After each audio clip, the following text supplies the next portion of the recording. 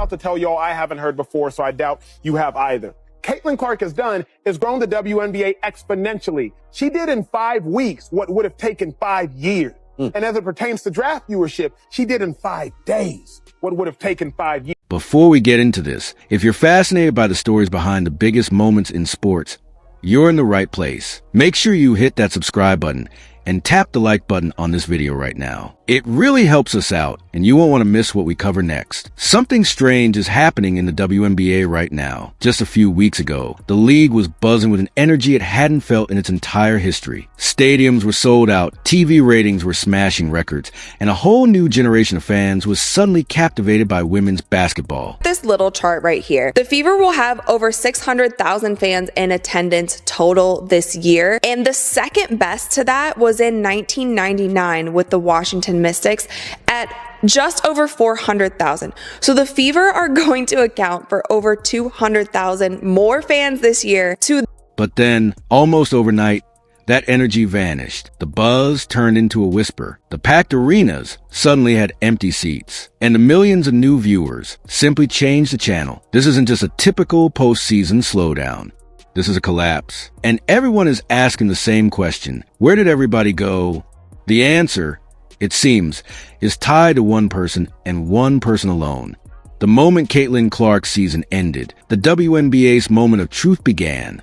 And what it revealed was both shocking and, for the league, utterly terrifying. Departure, do we think that these new WNBA fans are going to stick around for the rest of the playoffs? The Liberty Aces series might be one that draws some numbers. The disparity between 1.8 million and around 400,000 is wild, especially with football season being in. To understand the sheer scale of what's been lost, you have to look at the numbers Caitlin Clark was pulling in. This wasn't just a small bump. It was a seismic shift that rewrote the league's record books. The Indiana Fever, Clark's team, are on track to have over 600,000 fans attend their games this season.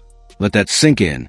The previous record for any WNBA team was held by the 1999 Washington Mystics, with just over 400,000. Clark's presence alone brought in 200,000 more fans and the second most watched team in league history. That's not just breaking a record, it's obliterating it, but it goes beyond total attendance. We're talking about sold-out arenas in opposing cities that had never seen such demand. Viewers for WNBA games that Caitlin Clark is not in is like 3 to 4 million. When she's in the game, when it's her game playing, it's like 17 million. Yeah. Well, I also look at the attendance in the arena. Yes. It's 8 to 10,000 everywhere else. Caitlin Clark, 17. Teams like the Las Vegas Aces and New York Liberty, already powerhouses, saw their ticket prices and viewership soar when they were the visiting team against Clark's Fever. It was a national tour. Every stop was an event. Merchandise sales exploded, with Clark's jersey becoming not just a top seller in the WNBA, but climbing into the same stratosphere as the biggest names in the NBA. Saying that she's 22, media training is not there. 1 year afterwards, she's still in the same. The league's app and social media channels saw follower counts and engagement rates multiply overnight. This wasn't organic growth. This was a tidal wave, and the TV ratings tell an even wilder story. Games featuring Caitlin Clark consistently drew over 1 million viewers, with some key matchups pulling in an astronomical 17 million people. But when she wasn't on the court, those numbers plummeted to just 3 or 400,000. We're talking about a player who wasn't just a participant. She was the main event. She did in 5 weeks what the league had been struggling to achieve for 5 years. She was a rising tide that lifted all boats, and the proof is in the data, plain as day.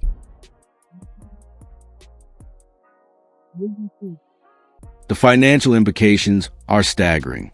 New, massive sponsorship deals were being negotiated. The media rights conversation for the WNBA completely changed, with networks suddenly realizing the untapped blockbuster potential. For the first time, women's basketball was must-see TV for a mainstream audience, and it was all channeled through one phenomenal talent. But this incredible wave of popularity came with a brutal downside. From the moment she stepped onto professional court, Caitlin Clark was met with a level of physicality and aggression that crossed a line. It wasn't just competitive play, it felt targeted. She was shoved, hip-checked, and slammed to ground in moves that often had little to do with the ball. The now infamous hip check from Chindi Carter wasn't an isolated incident. It was a culmination of a pattern that played out over national television. Fans watched in disbelief as a player being touted as the savior of the league was treated like a punching bag. And this wasn't just happening on the court. A narrative began to spread, pushed by some veterans and commentators, that Clark was privileged, that she hadn't earned her stripes, and that the hype around her was unjustified. All the women that have been calling for the equality, and now that there is the chance for them to start getting paid more because the exposure's up. Because it's her, you have people like, what's her name, Jamelia Hill or what? I can't stand her. Yeah. You got these women who are coming on here and they're saying it's The welcome wagon wasn't just missing. It seemed to be actively running her over. The very league she was supposed to elevate seemed determined to humble her, to show her that stardom had to be paid for with physical punishment and public criticism. This created a toxic atmosphere that was impossible for viewers to ignore. Instead of celebrating a rookie who was bringing unprecedented attention, some players seemed resentful. Post-game interviews would sometimes carry a dismissive tone, with veterans subtly, and sometimes not so subtly, implying that the real work was being done by the established stars, and Clark was merely a media creation. This initiation felt less like a rite of passage and more like a rejection of the very thing that could secure their financial futures. It was a bizarre spectacle. A league fighting for relevance seemed to be fighting its most valuable asset. Clark, she is the first Division I player, and that is male or female, to record 3,000 points, 900 assists, and 800. For the new fans Clark brought in, this was a confusing and off-putting introduction to the WNBA.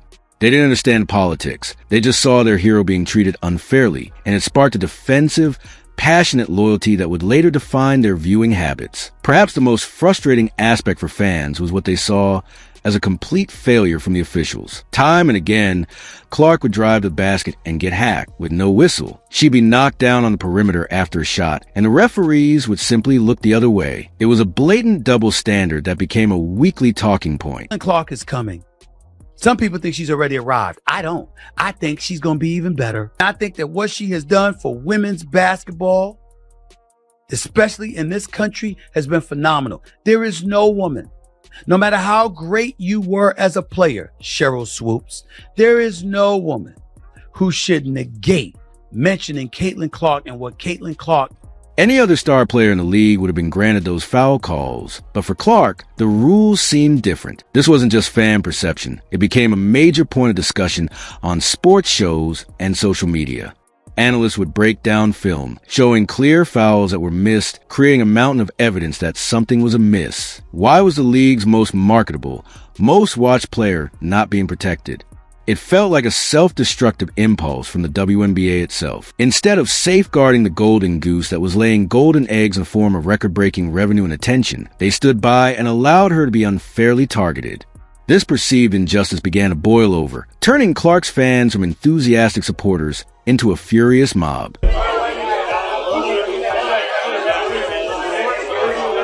The league office remained conspicuously quiet, rarely issuing statements or fining players for overly aggressive plays against Clark, which many saw as a silent endorsement of the treatment. It created a narrative that the WNBA, perhaps afraid of showing favoritism, was instead demonstrating profound negligence. The message sent was that it was open season on Caitlin Clark. This wasn't just about missed calls. It was about players' safety and the integrity of the game. If the league wouldn't protect its brightest star from blatant, dangerous plays, what did it say about their commitment to all their players? Cheryl Swoops, all y'all other haters out there, and I'm gonna call you out, man, because it's blatantly obvious why you hating on the young lady. If she was black, man, everybody be going crazy about Caitlin Clark right now, but she not. And what I appreciate about it is just that she ain't.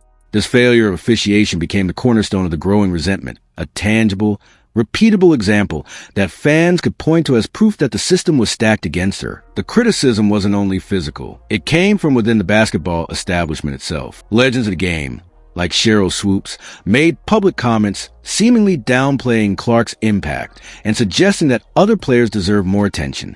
It was this pay your dues mentality, a deep-seated resentment toward the instant stardom that Clark represented. This created a bizarre civil war within the world of women's basketball, pitting the old guard against the new wave. On one side were the new fans, drawn in by Clark's electrifying play and charismatic personality. Clark, number 1 in jersey sales, Angel Reese 2, Sabrina 3, Kate Martin 4. We talked about this earlier in the season. I feel sad that Kate Martin also hasn't gotten as much playing time the second half of the season. I feel like she deserves more, or maybe she deserves a different team. How crazy would that be if she went to Indiana?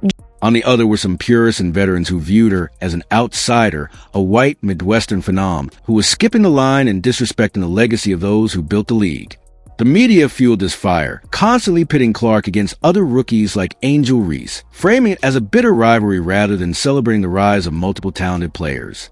The message to Clark's fans was clear. Your hero isn't fully welcome here. The very people who had been calling for more exposure and bigger paydays for years were now seemingly hostile to the one person who was actually delivering it on a silver platter.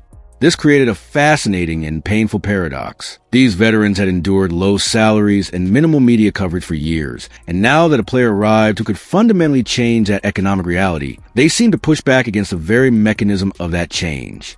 It was as if the culture of struggle was so ingrained that they didn't know how to handle unadulterated success. This generational clash was played out in headlines and on talk shows, adding a layer of drama that went beyond the sport. For many, it felt like a missed opportunity for unity, a chance for the veterans to embrace Clark and guide her, instead of creating a divide that would ultimately alienate the very audience they needed to grow. This tension inevitably bled into one of the most sensitive topics in American culture, race. While many discussions try to tiptoe around it, the underlying current was impossible to ignore. Some commentators pointed out directly, stating that if a black player had achieved what Clark had, the reception from the league and its veterans would have been one of universal celebration, not skepticism and hostility. The fact that Clark is a white superstar in a league with a predominantly black player base created a complex and often unspoken dynamic that everyone could feel. Critics of the WNBA's handling of the situation argued that the league was struggling with its own identity, unable to fully embrace a transcendent talent because she didn't fit a specific mold or represent the traditional demographic of the league stars. This added a layer of controversy that went far beyond sports, pulling in viewers who were fascinated by the social drama unfolding in real time. It was no longer just about basketball. It was about culture, identity, and the messy, complicated ways America deals with race and stardom.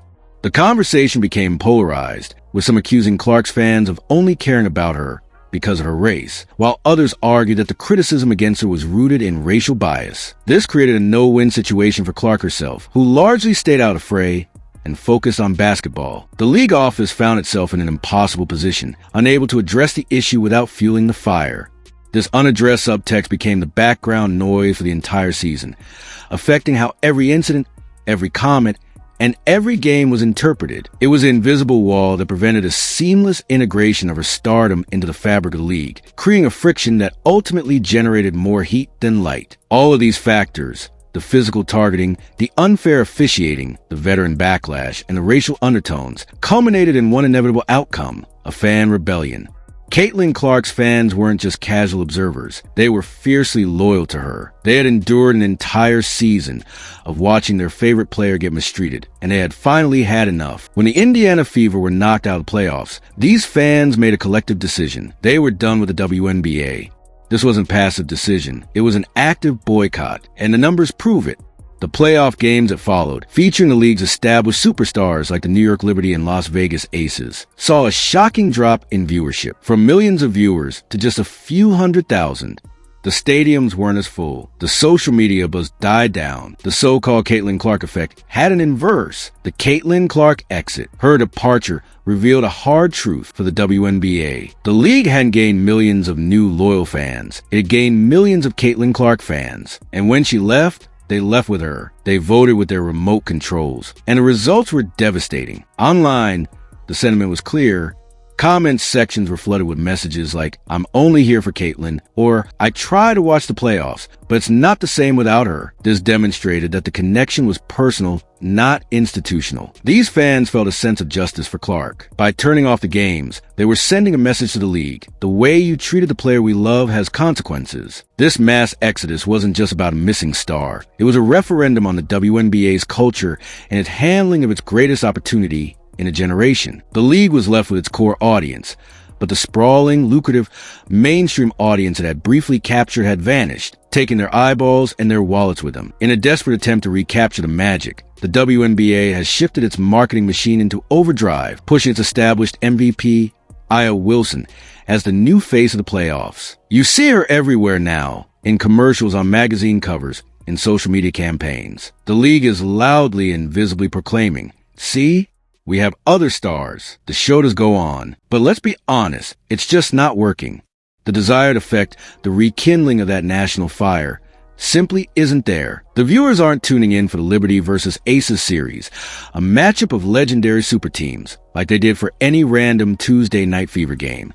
This isn't a knock on Io Wilson, who is an incredible talent, a dominant force, and an absolutely deserving champion. Her story is powerful, her game is flawless, and her credentials are unimpeachable. But that's precisely what makes this situation so revealing. It's proof that what Caitlin Clark has is something that exists on a different plane entirely. It's unique and, for now, utterly irreplaceable. The difference is in the nature of the stardom. Io Wilson represents the pinnacle of the established WNBA system. She is the product of years of development, a superstar who has earned every accolade through sheer grit and excellence within the league's ecosystem, and she rightfully deserves her flowers. But Caitlin Clark arrived as a cultural meteor. Her appeal is raw, organic, and transcends the traditional basketball audience. She possesses that rare, magnetic quality that pulls in people who couldn't name another WNBA player. It's the it factor that can't be manufactured by any marketing department, no matter how large its budget. She's a generational talent who also happens to be a generational star, a combination as rare as it is powerful. Think about it in historical terms. The NBA has had many legendary, championship-winning big men, but only a few, like Shaquille O'Neal, became true cultural phenomena who captivated audiences beyond the sport. The WNBA is now learning the same harsh lesson. You can promote a superstar, but you cannot manufacture a phenomenon. The league can try to tell us who we should be excited about, but the audience, with its remote controls and its wallet, ultimately decides. And right now, the audience has made it crystal clear. They know the real thing when they see it, and they felt it with Clark. They also know when it's being taken away from them. The aggressive pivot to Wilson, while understandable from a league perspective, feels to many fans like an attempt to quickly move on from the very player who gave them the spotlight, almost as if to say, we were always this popular. But the ratings don't lie. The empty seats don't lie. This creates a precarious future for the league. If the most dominant player in the game, a multi-time MVP and champion, cannot command a fraction of the viewership of a rookie on a non-playoff team, what does that say about the league's marketability beyond one singular star? It suggests a deep disconnect between the product the league is selling and the product the new, casual audience wants to buy. The fans Clark brought in weren't there for a perfectly executed defensive scheme or a fundamentally sound post move. They were there for the lightning in a bottle excitement, the audacious deep threes, the record-breaking chase, and a compelling human story. By failing to bridge the gap between its established excellence and Clark's revolutionary appeal, the WNBA risks seeing this incredible moment of growth become a footnote, a temporary spike in a graph rather than the launching pad it was destined to be. The machine is running, but the magic is gone. So, where does this leave the WNBA? The league is now facing an existential crisis of its own making. For a few glorious months, they got a taste of what mainstream success could feel like, the kind of success that had eluded them for nearly 3 decades. They saw the packed arenas, the skyrocketing merchandise sales, the whispers of massive new TV deals, and they were part of the national conversation in a way that was previously unimaginable. And then, just as quickly, they watched it all fade away, like a mirage in the desert. The question now haunting the league is, was Caitlin Clark a one-time phenomenon, a lightning strike that can never be replicated? Or was this a painful but necessary lesson in what it truly takes to break into the big leagues? The evidence suggests the problem runs deeper than just one player's absence. The perceived resentment, the on-court hostility that often went unpunished, and the vocal criticism from within the basketball community may have poisoned the well far more thoroughly than anyone anticipated. It created an us versus them dynamic, where legions of new fans felt their heroine was under attack from the very institution she was elevating. This wasn't just about basketball. It became a story about respect, fairness, and whether an old guard was willing to embrace a new dawn. The 2024 season will be remembered as a year of Caitlin Clark, a year when women's basketball finally broke through to the other side.